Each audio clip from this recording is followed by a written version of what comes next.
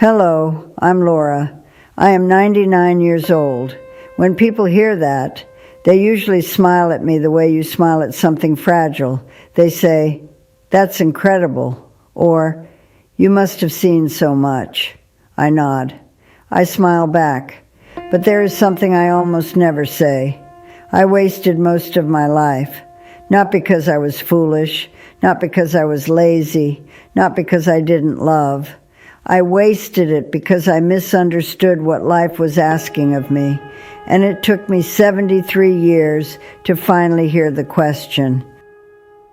I grew up believing life was something you earned by behaving well, by being useful, by being dependable, by being quiet when necessary and agreeable when expected. No one told me life was something you were supposed to experience. So I learned how to perform instead. I married at 21. That was considered a good age back then. My husband was a decent man. He worked hard. He rarely complained. He believed love was proven through responsibility, not words. And I believed that was enough. We didn't marry because we were deeply curious about each other. We married because it made sense. Because it was time, because everyone else was doing it. That's how many lives begin. I don't say that bitterly. I say it honestly. We built a home. We paid our bills. We hosted dinners. From the outside, our life looked complete. People said we were lucky. Inside, I often felt like I was playing a role I hadn't auditioned for. I loved my husband, but I did not know him the way people talk about knowing someone now. We rarely spoke about fears or dreams. We spoke about groceries, about schedules, about what needed fixing. We confused stability for intimacy, and I accepted that because I thought that was adulthood. Then came children. I loved my children with a depth that still surprises me. Loving them was the most natural thing I ever did. But motherhood also became another place where I disappeared quietly. I gave, and gave, and gave. I told myself that was what good mothers did. I didn't realize I was teaching my children a dangerous lesson. That love means self-erasure. I was always busy, always tired, always thinking about what came next. I rushed through moments that deserved slowness. I worried constantly about whether I was doing enough, being enough. I worried about money. I worried about my marriage. I worried about my children's futures. I worried so much that I forgot to notice their present. Here is something I learned far too late. Worry does not protect the people you love. It only steals your presence from them. My children remember me as responsible, as dependable, as kind. But I wonder how much more they might have remembered if I had been present instead of preoccupied.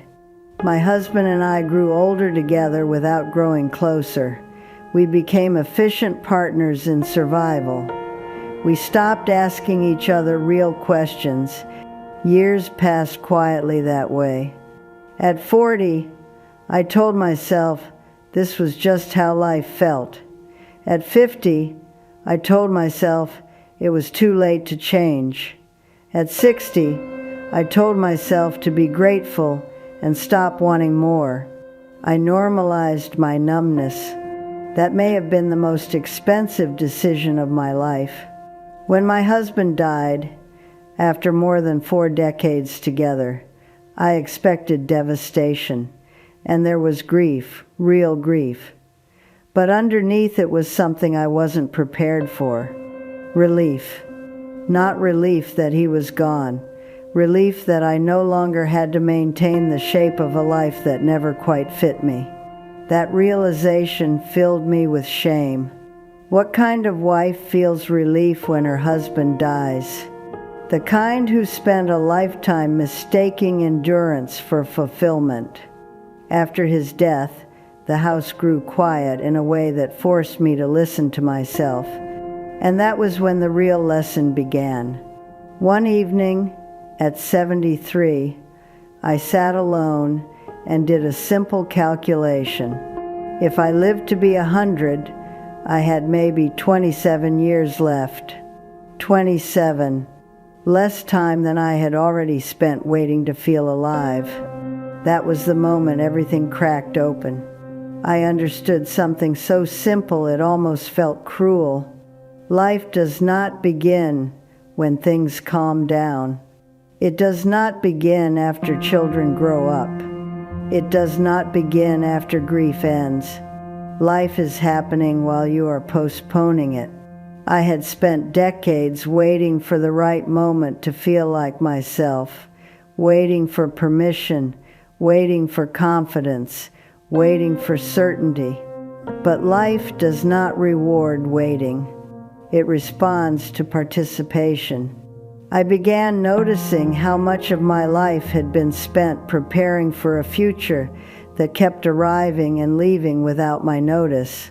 I had believed courage came first and action followed. But it's the opposite. You act first. You feel brave afterward. You understand later. If you wait until you feel ready, you will never move. I started small. I spoke honestly with my children for the first time, not as a caretaker, but as a person. I told them about my regrets, about my fears, about the parts of myself I had hidden even from them. They listened quietly. Some cried. One said, "I wish you had told us sooner." So did I. I stopped pretending I had everything figured out. I stopped pretending strength meant silence. Do you know how much energy pretending consumes? An enormous amount. I wish I had known earlier that no one was keeping score, that no one was judging me as harshly as I judged myself. Most people are too busy managing their own fear to monitor yours. I wasted years trying to be respectable when I could have been real. Another thing I learned too late. Love grows when it is expressed, not when it is restrained. I loved my husband, but I didn't tell him enough. I loved my children, but I often showed it through worry instead of presence. I assumed they knew. Never assume. Say it, show it, while you can. At 99, my world is small.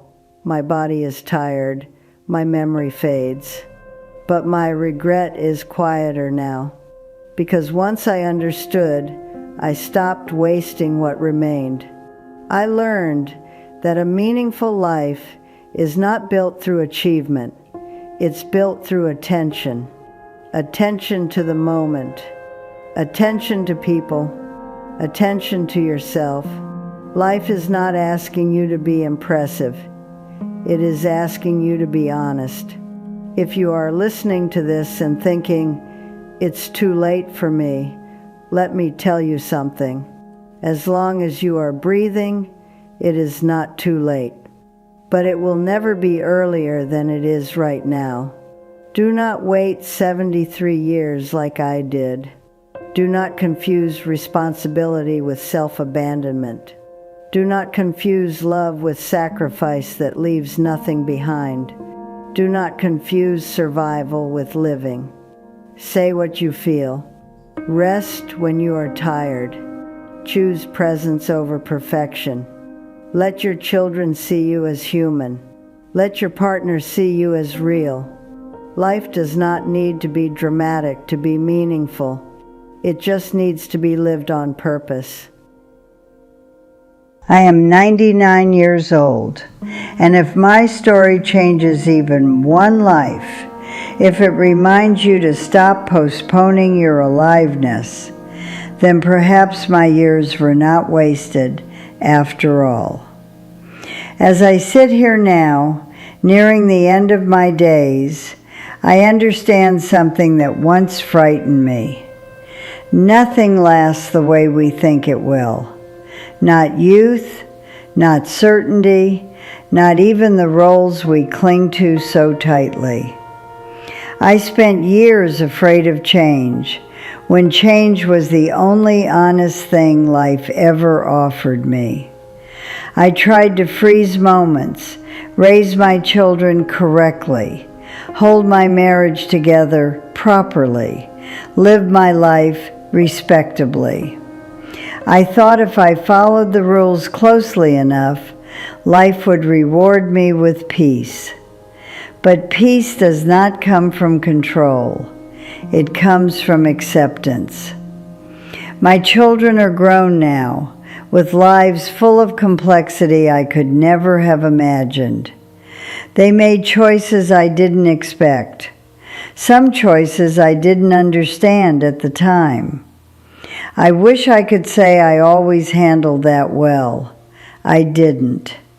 I judged when I should have listened. I advised when I should have asked questions. I mistook guidance for authority. What I know now is this: children do not need parents who know everything. They need parents who are willing to keep learning. If I could speak to my younger self, I would tell her to loosen her grip, to stop trying to shape her children into outcomes, and instead walk beside them as people. Love does not mean direction. It means accompaniment. I would also tell her that marriage is not sustained by endurance alone. My husband and I survived many years together, but survival is not intimacy. Intimacy requires vulnerability, and vulnerability requires courage. The courage to disappoint, to be misunderstood, to say what you actually feel instead of what feels safe. I often chose safety, and safety slowly became distance.